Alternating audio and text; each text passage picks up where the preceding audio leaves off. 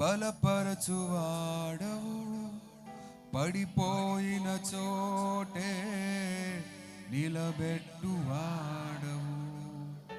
ఘనపరచువాడవు, హెచ్చించువాడవు, మా పక్షము నిలిచి జయమిచ్చువాడవు, స్థిరపరచువాడవు, బలపరచువాడవు, పడిపోయిన చోటే నిలబెట్టువాడవు, ఘనపరచువాడవు, హెచ్చించువాడవు, మా పక్షము నిలిచి జయమిచ్చువాడవు. ఏమైనా చేయగలవు, కథ మొత్తం మార్చగలవు, నీ నామముకే మహిమంతా తెచ్చుకొందు.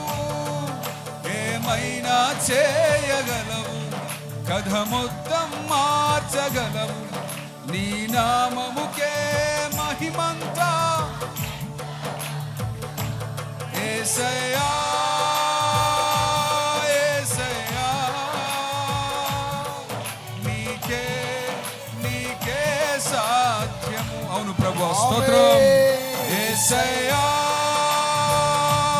యేసయ్యా, నీకే నీకే సాధ్యము. యేసయ్యా యేసయ్యా యేసయ్యా,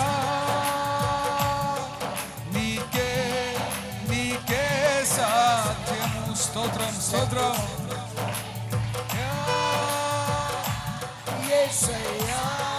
అవును ప్రభువా, నీకు మాత్రమే నీకు మాత్రమే తండ్రి. చప్పట్లు కూడా జనార్దన చేద్దాం. ఆమేన్.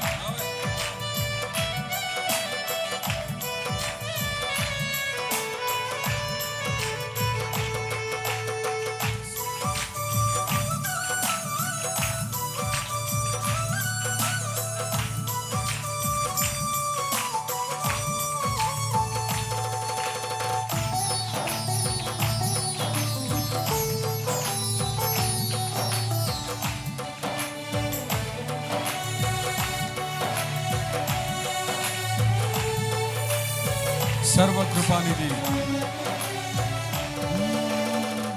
సర్వకృపానిధి, మా పరమ కుమ్మరి, నీ చేతిలోనే మా జీవమున్నది. సర్వకృపానిధి, మా పరమ కుమ్మరి, నీ చేతిలోనే మా జీవమున్నది. మా దేవా, నీ ఆలోచనలన్నీ ఎంతో గొప్పవి, మా ఊహకు మించిన కార్యములెన్నో జరిగించుచున్నవి. మా దేవా, నీ ఆలోచనలన్నీ ఎంతో గొప్పవి, మా ఊహకు మించిన కార్యములెన్నో అందరు కలిసి పాడదామా? ఏమైనా ఏమైనా చేయగలవు, కథ మొత్తం మార్చగలవు, నీ నామముకే మహిమంతా తెచ్చుకొందు. ఏమైనా చేయగలవు, కథ మొత్తం మార్చగలవు, నీ నామముకే మహిమంతా తెచ్చుకొందు. యేసయ్యా, చప్పట్లు కొడుతూ నీకే నీకే సాధ్యము. ఓ యేసయ్యా యేసయ్యా యేసయ్యా, నీకే నీకే సాధ్యము.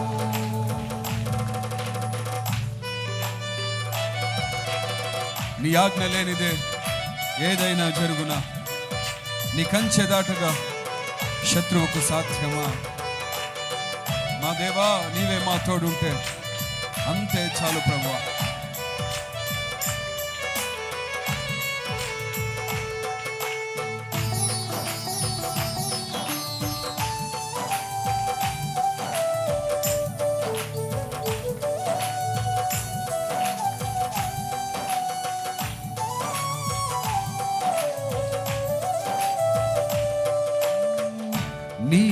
ఆజ్ఞ లేనిదే ఏదైనా జరుగునా, నీ కంచె దాటగా శత్రువుకు సాధ్యమా?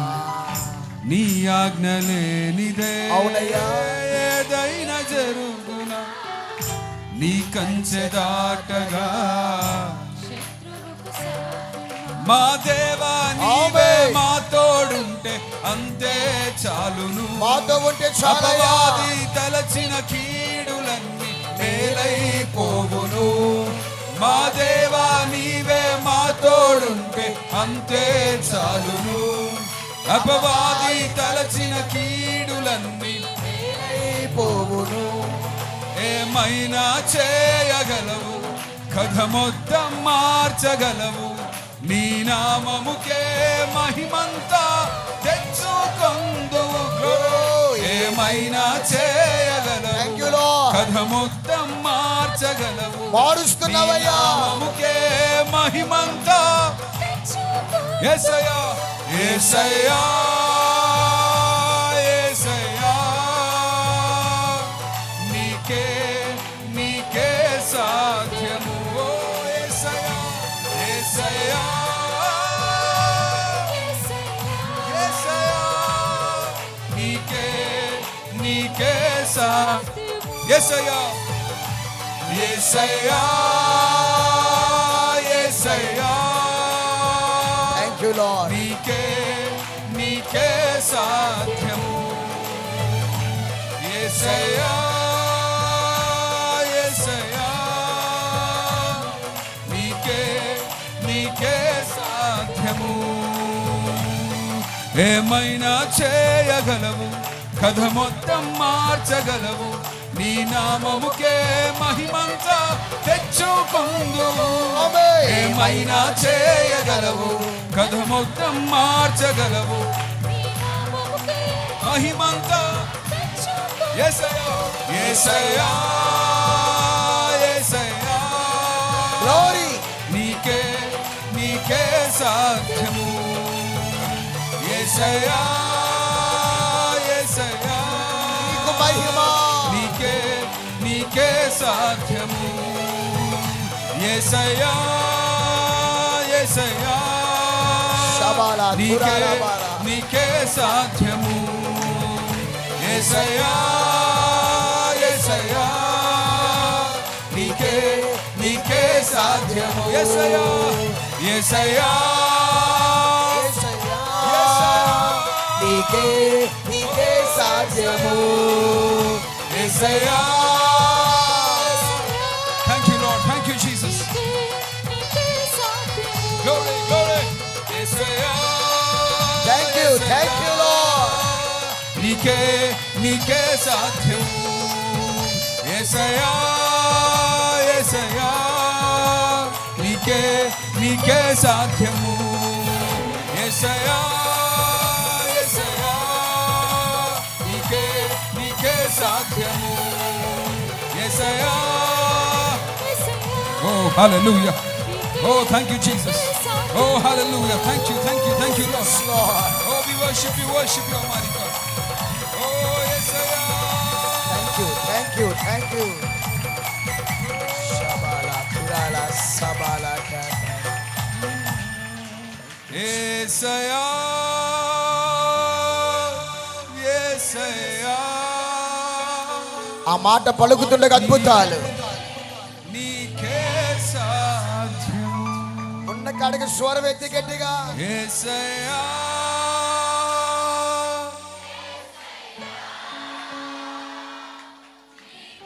ఓ హల్లెలూయా.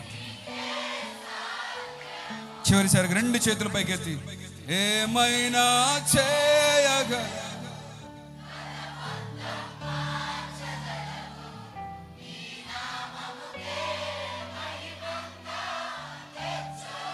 ఓ హల్లెలూయా. ఏమైనా చేయగ.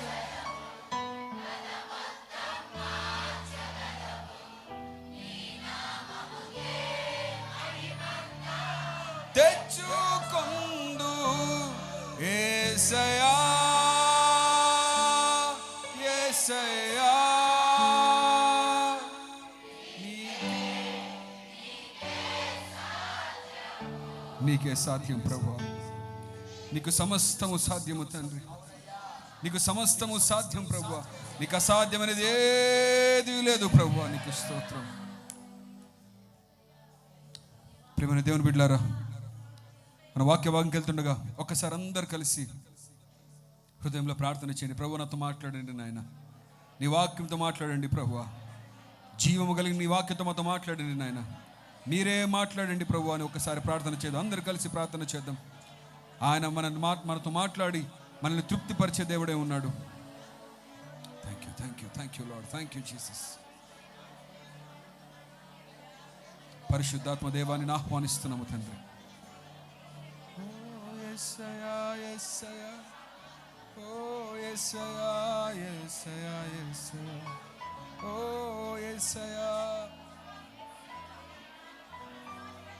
యేసయ్య మన మధ్యలో ఉన్నారు ప్రియులారా. ఎక్కడ స్తుతి, ఎక్కడ ఆరాధన జరుగుతుందో ఆయన స్తుతుల మధ్యలో సంచారము చేసే దేవుడు. ఆయన స్తుతుల మీద ఆసీనుడయ్యే దేవుడు. ఎక్కడ స్తుతి జరుగుతుందో, ఎక్కడ ఆరాధన జరుగుతుందో అక్కడ యేసయ్య మన మధ్యలోకి వచ్చి సింహాసనం వేసుకొని కూర్చుంటారు ప్రియులారా. ఓ ఆయన మన మధ్యలో ఉన్నారు, ఆయన మన మధ్యలో ఉన్నారు. Thank you lord, thank you Jesus. మహాపరిశుద్ర యేసయ్యనికి స్తోత్రము తండ్రి. ఇంతవరకు ప్రభువా మా స్తుతుల మీద మీరు ఆశీనులందుకు నీకు స్తోత్రాలు చెల్లించుకుంటున్నాం. అయ్యా నీ వాక్య భాగంకి వెళ్తుండగా మీరే మాతో మాట్లాడండి. పరిశుద్ధాత్మదేవ మీ పరిచర్య మాకు కావాలి. మీరే మాట్లాడండి తండ్రి. నన్ను నీ శిలువ చెట్టు మరుగుపరుచుకొని ప్రార్థిస్తూ సమస్త ఘనత మహిమ యేసయ్యకు మాత్రమే చెల్లిస్తూ యేసు నామమున వేడుకుంటున్నాము తండ్రి. ఆమేన్, ఆమేన్. దయచేసి కూర్చుందాం ప్రియులారా.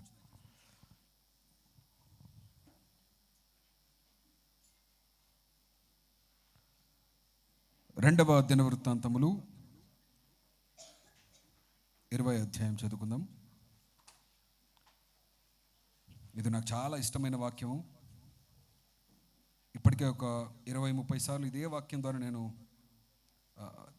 వాక్య ప్రకటన చేసి పరిచయం చేసి ఉంటాను. అయినా కూడా పరిశుద్ధాత్మ దేవుడు ఏదో కొత్త విషయం చదివిన ప్రతిసారి ఏదో ఒక కొత్త విషయం దేవుడు రివీల్ చేస్తూనే ఉంటారు. అది వాక్యానికి ఉన్న ప్రత్యేకత. ఆమేన్, హల్లెలూయా. రెండవ దినవృత్తాంతములు 20వ అధ్యాయము. ఎవరైనా దయచేసి మైక్లో చదవండి, మైక్లో చదవండి. 20వ అధ్యాయం. ఇది అయిన తరువాత మోయాబీలను, అమ్మోనీలను, మోయానీలలో కొందరును దండెత్తి యెహోషువపాతు మీదకి వచ్చింది. అంతలో కొందరు వచ్చి సముద్రము ఆవల నుండి సిరియన్ల తట్టు నుండి గొప్ప సైన్యం ఒకటి నీ మీదకు వచ్చుచున్నది, చిత్తగించము. వారు అససోన్ తామారు అన్న ఎన్గేదిలో ఉన్నారని యెహోషువపాతుకు తెలియజేసింది. అందుకు యెహోషువపాతు భయపడి యెహోవా యొద్ద విచారించుటకు మనసు నిలుపుకొని యోధా అందంతటా ఉపవాస దినము ఆచరింపవలనని చాటింపగా. హల్లెలూయా. అలాగే ఉండండి. మనం చదువుకున్న తర్వాత చిన్నగా దేవుని నామానికి స్తోత్రం కలుగును గాక. వాక్యం స్టార్ట్ చేసే ముందు 2 విషయాలు చెప్పాలి. మాది బళ్ళారి, కర్ణాటక. అంటే మాకు ఒక ప్రత్యేకత ఉంటుంది. అదేంటంటే మాకు తెలుగు వచ్చు, కన్నడ వచ్చు, ఇంగ్లీష్ వచ్చు, హిందీ వచ్చు, తమిళ్ వచ్చు. కానీ సమస్య ఏమంటే ఏ భాష పూర్తిగా రాదు. ఓకే, సో మా తెలుగు మీ తెలుగు చాలా వ్యత్యాసంగా ఉంటుంది. సో మీరు చాలా జాగ్రత్తగా వింటే తప్ప అర్థం కాదు. సో మొదటి విషయం ముఖ్య గమనిక. రెండవ గమనిక, నేను వాక్యం చెప్తున్నప్పుడు నా శైలి ఏంటంటే మీరు బాగా రెస్పాండ్ అవుతే నేను త్వరగా ముగించేస్తాను. ఓకేనా? మీరు రెస్పాండ్ కాలేదనుకోండి, నేనేమనుకుంటాను మీకు అర్థం కాలేదనుకుంటాను. అప్పుడు నేనేం చేస్తాను, ఇంకొకసారి చెప్తాను. రెండోసారి